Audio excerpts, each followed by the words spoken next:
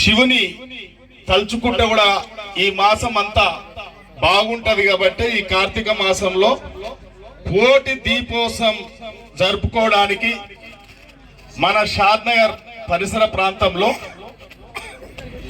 ఎవరు చేసిన దైవ కార్యం, మంచి మార్గం, భక్తి మార్గం, మనమందరం కూడా భక్తి మార్గంలో నడచడానికి ప్రయత్నం చేస్తే చాలా బాగుంటుంది, ఆ ప్రాంతం బాగుంటుంది, ప్రశాంతంగా ఉంటుంది. కాబట్టి మరి ఈ కోటి దీపోత్సవాలను పురస్కరించుకొని మరి ఇక్కడ నిర్వహిస్తా ఉన్న గౌరవ పెద్దలు శ్రీనివాస్ గారు, యాదవ్ శ్రీనివాస్ గారు, అదేవిధంగా విద్వాంసకులు, మరి వేద పండిత వేద పాఠశాల బాలికలు ఇక్కడ వచ్చేసారు. అదేవిధంగా పెద్దలు, ఉపవాసకులు, రుస్తుంపేట వాసవులు, రాజయోగి వెంకటస్వామి గారు, అదేవిధంగా మహబూబ్నగర్ నుంచి గిరి గారు, మాట్లాడిన పండితులు గౌరయ్య గారు, వారు ఆనందాచార్యులు, వేదిక మీద ఉన్న ఇతర పెద్దలు ఈ యొక్క కోటి దీపోత్సవాలను ఈ షాద్నగర్ ప్రాంతంలో చీకటి మాయతో కూడుకున్న ఈ ప్రాంతాన్ని వెలుగుతో నింపాలి, వెలుగులు చూడాలని ఒక భక్తి మార్గంలో విచ్చేసినటువంటి మాతృమూర్తులు, అక్కలు, అమ్మలు, చెల్లెలు అందరూ కూడా నా యొక్క నమస్కారాలు తెలియజేస్తా ఉన్నాం. ఇవాళ మనమందరం ఒకటి ఆలోచన చేయాల్సిన పరిస్థితి ఉంది. ఇవాళ భూమి మీద మనమందరం పుడతా ఉన్నాం, గిడతా ఉన్నాం. పుట్టుకతో ఎవరు గొప్ప వాళ్ళం కాదు, కులం గొప్పది కాదు, మతం గొప్పది కాదు, మనం గుణం గొప్పది, మనం నడిచే మార్గం గొప్పది, భక్తి మార్గంలో భగవంతుని కొల్చడం గొప్పది. కాబట్టి మనం అదే మార్గంలో నడచాలి. కాబట్టి ఈ మానవ జన్మ 84 లక్షల జీవరాశులలో ఉత్తమమైన జన్మ మానవ జన్మ. ఈ మానవ జన్మ పంచభూతాలతోని మన శరీరం తయారైతా ఉంది. ఆ భగవంతుడు పంచభూతాలతో తయారు చేసిన జన్మ ఈ జన్మ. ఇప్పుడే ఆనంద పంతులు గారు కూడా చెప్పారు, కామ క్రోధాలతో కూడుకున్న ఈ జన్మను ఒక భక్తి మార్గంతో భగవంతునితో కొలిసి దాన్ని కామ క్రోధాలను మద మాంసాలను అధిగమించినప్పుడే మానవ జన్మకు సార్థకత ఉంటదని చెప్పి నా యొక్క ఆలోచన.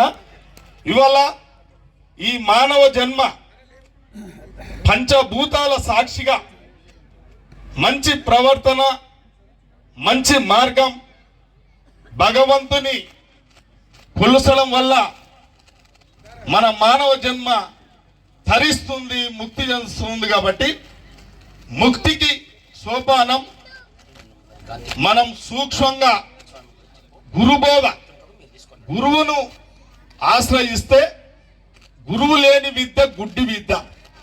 ఎప్పటికైనా మన జన్మ తరించాలి, ముక్తి పొందాలంటే తప్పకుండా గురువు యొక్క ఆశ్రయాన్ని పొందాలి.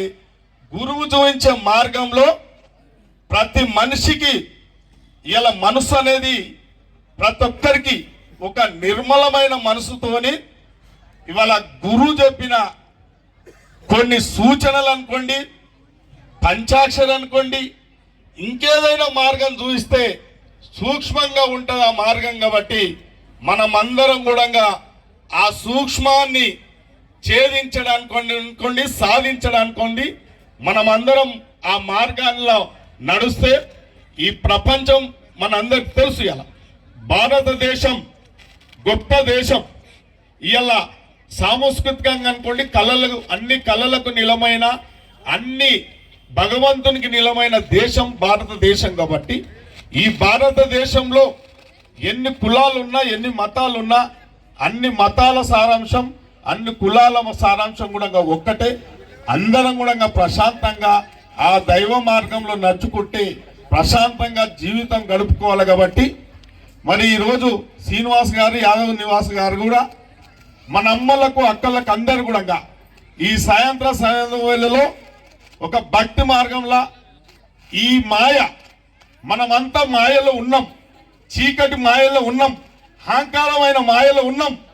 ఈ మాయను తొలగించడానికి నూతనంగా ప్రతి ఒక్కరి జీవితంలో కొత్తగా వెలుగు నింపడానికి ఈ కార్యక్రమానికి ఇంత పెద్ద ఎత్తున వచ్చి ఈ కార్యక్రమాన్ని విజయవంతం చేయడానికి విచ్చేసిన ప్రతి అక్కకు, ప్రతి అమ్మకు, ప్రతి చెల్లికి, ప్రతి అన్నకు, విద్వాంసులకు, పెద్దలకు, వేద పండితులకు, వేద పాఠశాల విద్యార్థులకు అందరూ కూడా శుభాభివందనాలు తెలియజేస్తూ, ఏదైతే ఆశించి చేస్తున్నామో ఈ కార్యక్రమం భగవంతుడు పూర్తిగా దీవించాలని చెప్పి ఈ మాయను తొలగించాలి, ఈ మాయ ప్రపంచంలో వెలుగు నింపాలి, అందరూ సుఖ సంతోషాలతో ఉండాలి, ఆ శివునికి భక్తులుగా కావాలని కూడా కోరుకుంటా ఉన్నాడు.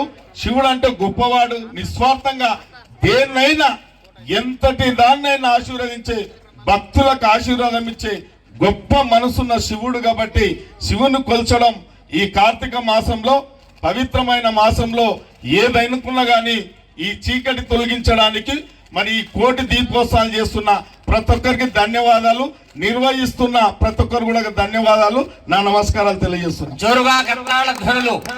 హర హర మహాదేవ, హర హర మహాదేవ. బ్రహ్మాండమైన ప్రసంగంతో మరి అందరిలో ఆ భక్తి భావన పెళ్ళుబుకాలనే ఒక చక్కటి శుభకామన సత్సంకల్పం